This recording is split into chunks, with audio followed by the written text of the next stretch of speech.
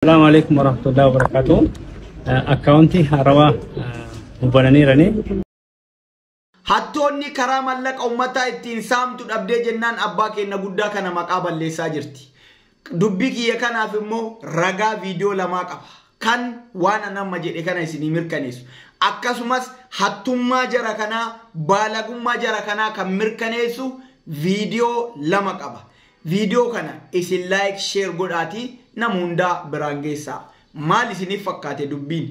Gaafa jalqaba akkaawuntii kana banan. Akkaawuntii amma jaarsa kanaan maqaa balleessan akkam jedhan jaarsi kun uumee jara kanatti hin finne. Akkaawuntii biraa kamallaqa asitti uummata wadhaanamu asitti yaalamaaf as jiru kana hospitaala Adaamaa jiru kana ittiin yaallu asii banuu qabnaa jedhan.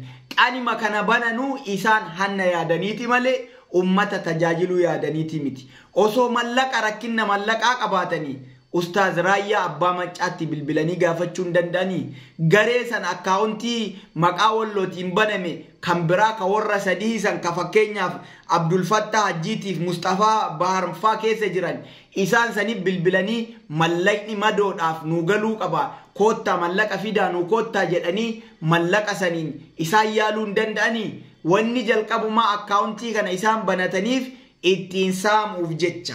Amma immoo dantaan isaan barbaadan sun isaanii ta'uu dhabdee jennaan sheeyticha kana maqaa balleessaa jiran. Sheeka kana gaafa maqaa akkaawuntii kana banan wallo jedhaniin hadha immoo wallummaallee irraa baasanii isin yoo seeraan dhageettanii jettan walloo ta'uu isaa Shee Ahmad walloo jedhanii maqaa isaanii waaman jechuudha. Achirratti akkuma hin argitan dhuma viidiyoo kanaa irratti waan hundaa jechuudha. Mucayyoon immoo bira jirti Jamiila. Jaarsi kun akkamitti hatuu danda'a? Maqaa ofii qofaan dhaqee baankii baasuu hin danda'u.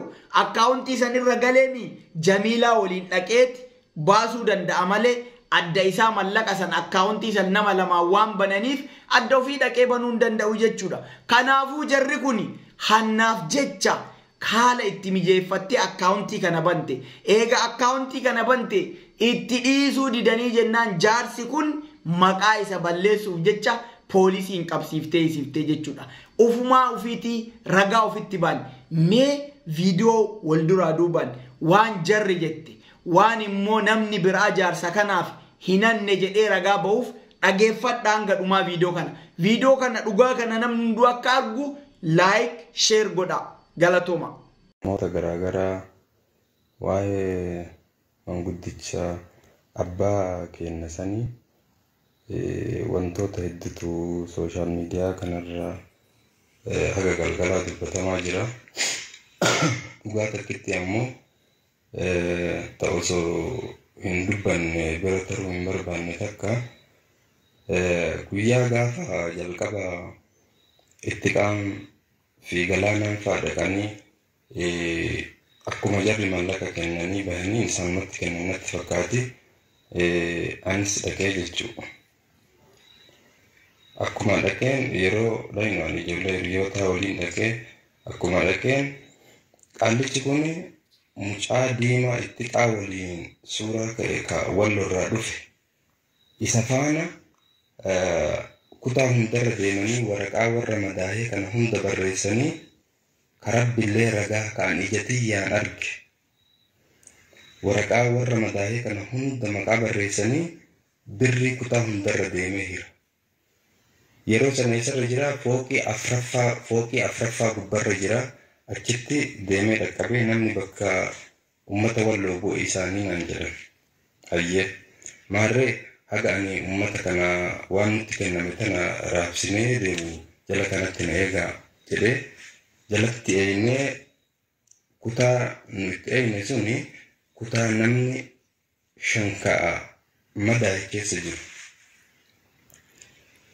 Gizee kana yeroo kana ergasii namichi deemee fixee mucaan sunillee bira jira gad dhufanii yeroo gadi dhufan kana nama kanarratti ani naamusa hin taanellee jarjara hin taanellee gocha hin taanellee akka abbaa tokkotti waan sa'aatii sanii isinitti dubbadhaa jira beekaa ka'an sa'a sanbooda waan ta'e hin beeku sa'a san keessatti waa takka waan hannaa waan hammeenyaa irratti nagarre inumaayyuu birriin dura namni itti kenne wallaahi billaahi rabbi shaahidii kutaa hundarra deemee waraqarratti daftara irratti barreessanii mucaa diimaa itti qaa waliin suuraa ka'eessa waliin kutaa hundarra deemanii birrii sarraa kennaa jiran waraqarratti barreessanii jechuudha.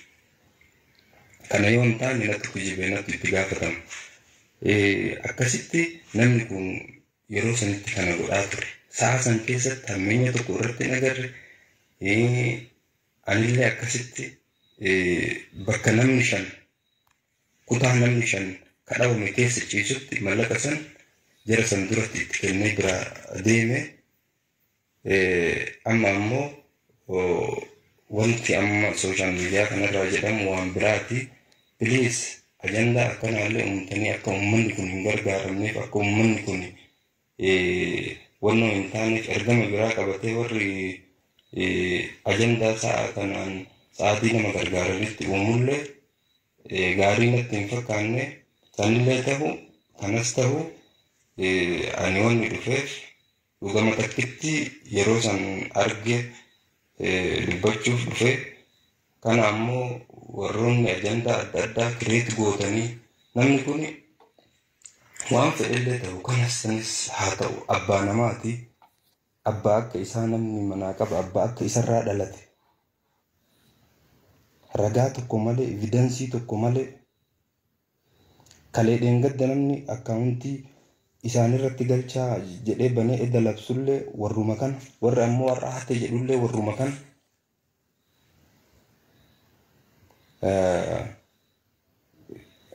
Ammas halkanuma tokkotti 1,600 akkaawuntii namarratti illee isaa dhufee gala dubbiin kunillee nama shakkisiisa.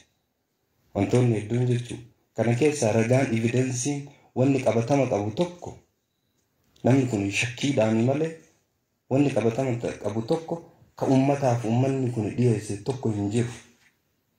Namni abbaa qabu namni namarraa bahe namni kun yooma fedhe illee ta'u diinaa miti nama Oromoo tokko yooma kanayyuu ka godhu taate seeratti dhiyeessuu tu namarra jiraata malee yoo wanni kun boru kijiba ta'e har'a abbaa namaa ka har'a social mediaatti gabbaaftanii salphiftan kun boru akka deebitanii itti salphattan bichaa hin dagatinaa jechuu barbaada.